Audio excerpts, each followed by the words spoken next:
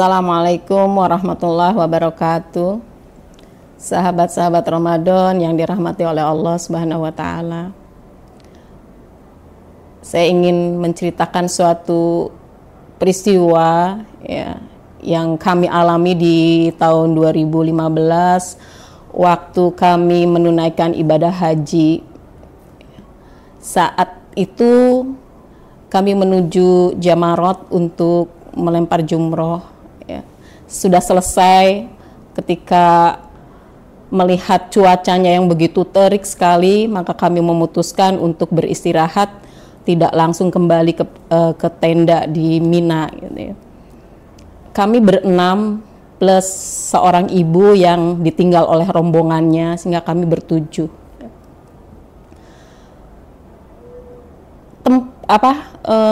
Perbekalan minum kami yang kami bawa dari Arafah menuju Jamrat itu udah habis sama sekali. Kami berlindung, berteduh di bawah jembatan, ya, di bawah jembatan, dan dari sekitar berapa meter ya, sekitar 200 atau 300 meter itu ada kran-kran pengisian air minum. Ya. Terus kami bergilir, membagi giliran gitu, siapa dulu, yang lain menunggu gitu ya. Nah, terus tibalah giliran saya gitu. Saya membawa 4 botol ya, 2 botol milik saya dan 2 botol lagi adalah milik teman gitu.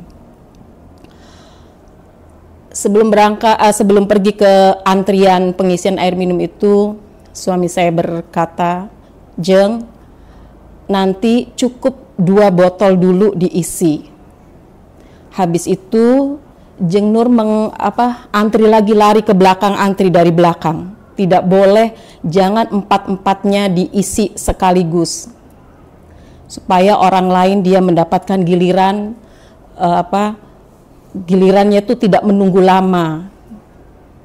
Atau nanti dari barisan itu cari barisan yang lain yang antriannya lebih longgar dan itu harus ngantri lagi di." Oke, saya ikuti saya ingat itu pesan suami saya. Sampai akhirnya saya mengantri lumayan panjang, ada 10 gitu ya. Tibalah giliran saya di depan tuh, saya lihat ada anak muda yang dia mencetit keran. Maju, orang isi botol dipencetin tuh sama dia. Saya pikir awalnya ini bagian dari jamaah haji gitu. Tapi ternyata enggak, dia hanya berdiri di situ, terus orang ngantri sampai akhirnya saya, anak ini ternyata mencetin keran itu buat ngisiin botol-botolnya jamaah haji itu, dan ada yang gede botolnya, ada yang ini kan. Saya bayangkan itu betapa capeknya itu jari anak itu yang mencetin itu, karena yang keluar dari keran itu kecil banget itu airnya itu. Terus akhirnya begitu saya maju di depan dia, terus saya bilang saya mau mengisi botol saya sendiri, saya nggak mau dipencetin. Dia nggak mau, dia pengen dia mengisi botol yang saya pegang. Saya nggak mau, kamu capek gitu. Dengan bahasa Inggris yang seadanya tuh saya bilang, kamu capek gitu. Dari tadi mencetin berapa orang, berapa botol yang dipencetin dengan jarinya itu gitu. Terus karena saya ngotot ingin nggak mau menyusahkan dia, membuat capek dia, terus akhirnya dia pergi.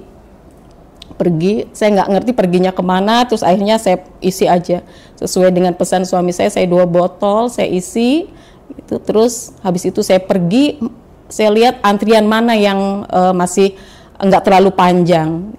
Terus saya lari ke antrian yang ke arah kanan gitu.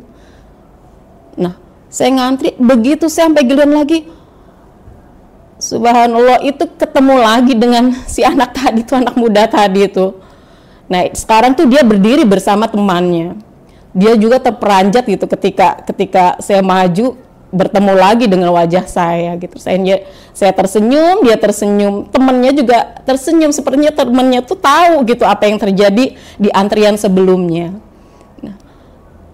Akhirnya saya berpikir, ternyata anak ini memang dia ingin beramal gitu, beramal dengan cara mengisiin botolnya orang-orang yang berhaji itu. karena saya sudah tahu gitu apa maksud dia gitu, hanya saya serahkan botol saya. Sekarang silahkan isi botol saya, karena dia ingin sekali melakukan itu untuk apa ya, mungkin dia ingin melakukan sesuatu yang bernilai gitu, kecil tapi bernilai gitu. Makanya ya saya serahkan, kemudian selesai saya bilang thank you, terima kasih. Demikian.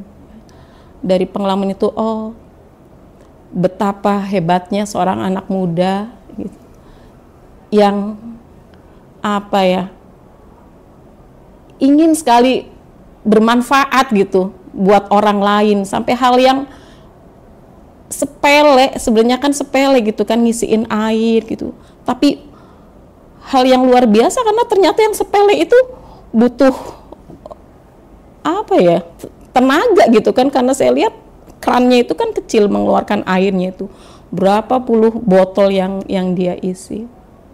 Luar biasa. Apa anak muda ini menginspirasi saya.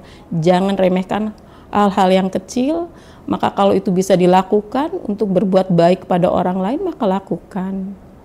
Itu peristiwa itu nggak pernah saya lupakan ya.